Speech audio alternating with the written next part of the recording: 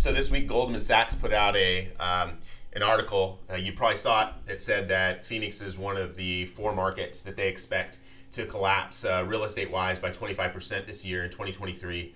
And had a lot of people, more than a few, ask me what my perspective was on that based on what we're seeing right now in the market and what we foresee in Phoenix moving forward.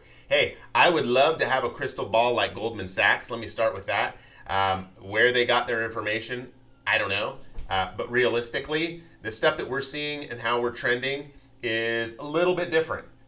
Again, there are some variables that we're unable to quantify because, again, we can't tell the future. But here's the struggle that I have with what they posted is that they referenced a 2008 collapse and 25% in reduction. Struggle I have there is, hey, I was in that 2008 market, and between 2007 and 2011, we saw significantly more than 25% reduction here in the Phoenix area. We saw closer to 60, and some of these properties that we saw at the time was closer to 80%, right? Like we saw some crazy numbers. We saw a lot of issues that stemmed from horrible financing, right? The ninja loans, the negative AM loans, all of those things tied into this perfect storm.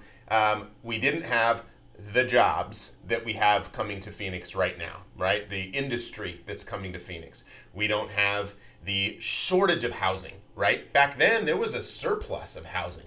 Everyone had multiple houses. Shoot, I went to a party one time and I felt like the guy who didn't have multiple properties because everybody there seemed to be buying properties because it was so simple to buy investment homes. And literally, some people didn't even have them rented out. They were just waiting for them to appreciate more so they could sell them. So it was a different market. It was exceptionally speculative. And I think that it was artificially inflated. This market, I don't think was as artificially inflated. I do think that we had a lot of institutional buyers, building up that pricing and pushing the values higher and higher and higher. However, there's still a shortage of housing and more demand than there is supply. So now let's look at the numbers. Let's look at the stats as to where I'm getting a lot of this information from. You all know that I like the data. From our friends at Cromford Report, let's look at some active listing counts. Look at what happened, okay? And you all that watch the videos know what happened in October.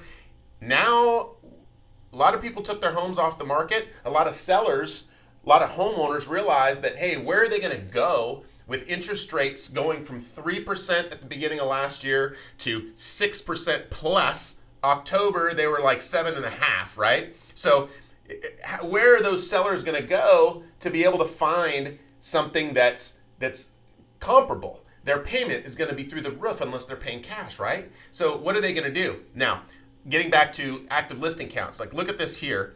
Right now, here's our active listing count. So since the beginning of the year, the Phoenix market has been hot. If you look at the Cromford stats as to the major metropolitan area as a whole and the different municipalities, where are they individually? You see that they're almost all of them are on the upswing. They are looking at a seller's market more than they are a buyer's market where they were. So, the market is taking a little bit of a swing right now as interest rates dip just enough to get buyers off the fence and to get sellers recognizing, hey, should they sell or should they not? What we're not talking about is the Airbnb model. There is inventory that's potentially going to be coming on the market. We're starting to see it on the long-term side. Well, I guarantee that we'll be seeing it after Super Bowl and after all of those Airbnbs stay through the course to figure out, all right, are they going to make the money back during Super Bowl and during the spring season of baseball here in town? Even with and if you haven't heard, there's all kinds of new regulations that are coming down. Scottsdale has some really key ones that are going to affect Scottsdale short-term rentals, but a lot of the other municipalities are coming out with stuff too. So it's figuring out that model. Does that fit for people, or are those properties going to come back on the market as long-term rentals or go on the market for sale, right? I would expect that a lot of those are going to go on the market for sale because if someone bought their home with the expectation that they need to make the numbers that a short-term rental will provide in order for that property to be a good investment, they're going to have to sell because those numbers aren't going to pencil out when it comes to the long-term side. Remember, the long-term investing is a long-term investment. It pays for itself over time. Generational wealth creation, not the income like the short-term rentals. Short-term rentals is income-based. That's why you see so many people getting into it just with arbitrage, right? They don't own the assets. They're just in it for the cash. So it's a different model. It's a different way of looking at it. Let's get back to this real quick. All right, so percentage of closings with seller paid concessions. We brought this one up last week. Look at this, 51%. Okay, let's see how that looks in this month. I'm interested in seeing what happens in January. I bet it's just as high. Here's a new one though. Check this one out. Listings under contract. Where are we? So we started at a much lower level. However, the trajectory is very similar to years in the past. Here we've got 2021, we've got 2022.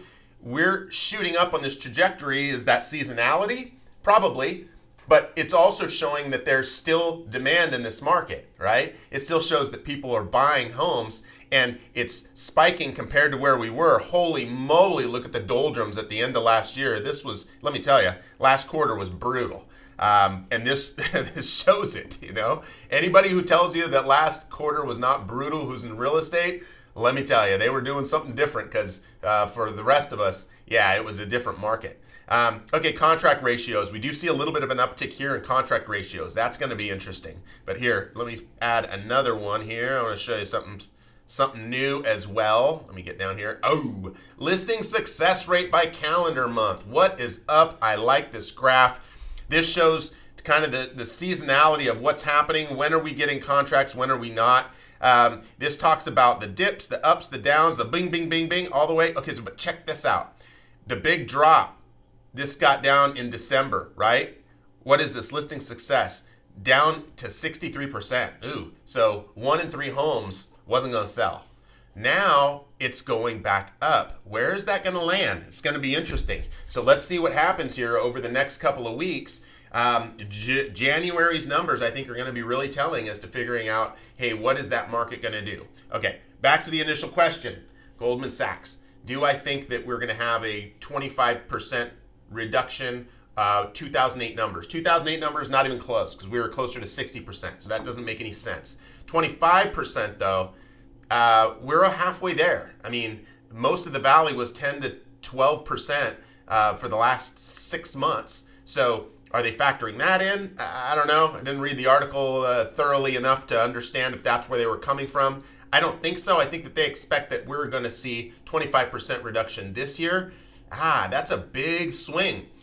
Inflation, remember, we're thinking about inflation. As inflation right now is coming down, the pressures of continuing to push the rates higher is going to come off a little bit, or at least it should. So hopefully we're going to see interest rates balancing out closer towards the end of the, maybe middle of the year.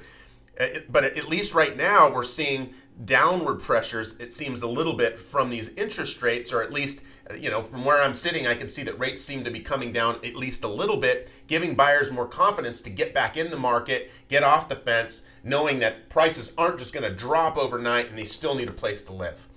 Phoenix market, there's still a shortage of housing on the rental side and the sales side. There's jobs coming into town. We don't have the same sort of issues that we had in 2008 with financing and horrible ways of people getting into homes. We're not seeing that anymore, right? Financing's tough. If you haven't tried to get financing in the last year or so, it's jumping through every flipping hoop that's possible. So yeah, it's tougher.